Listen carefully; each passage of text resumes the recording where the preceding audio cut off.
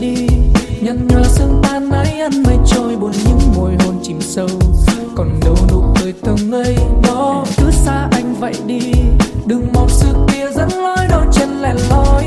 Ôi anh lẻ loi. Mưa ra nhẹ rơi, mưa đừng mang hoàng hôn suốt tan bóng em. Chuông tay nào hay đừng là đau màn đêm chia hai giấc mơ. Giọt nước mắt vô tâm thờ ơ, ngàn câu ca sao nghe hững hờ. Em lặng im, anh lặng im, sương gió bồi vơi.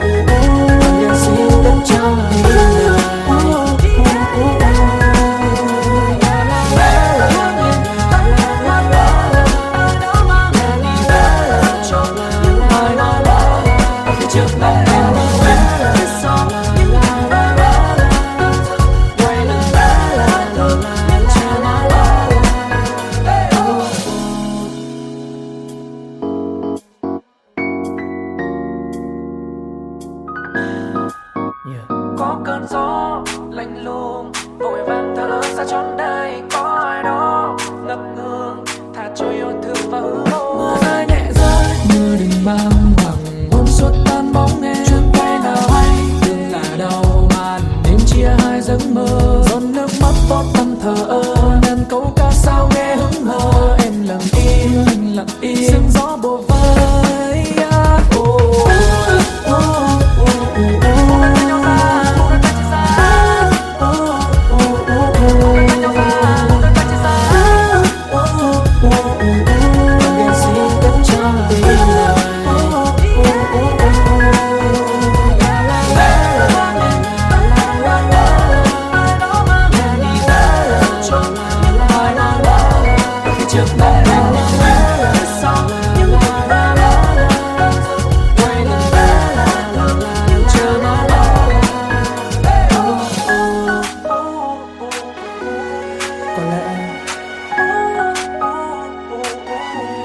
Anh sẽ quên đi tất cả.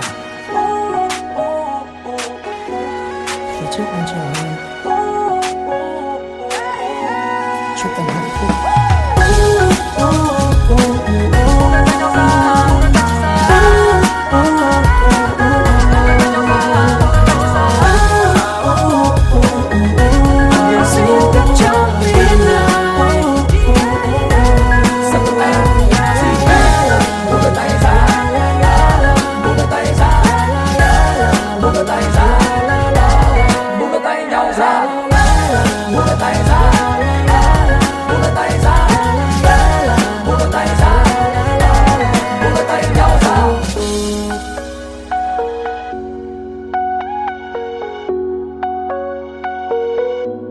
Phía trước bóng em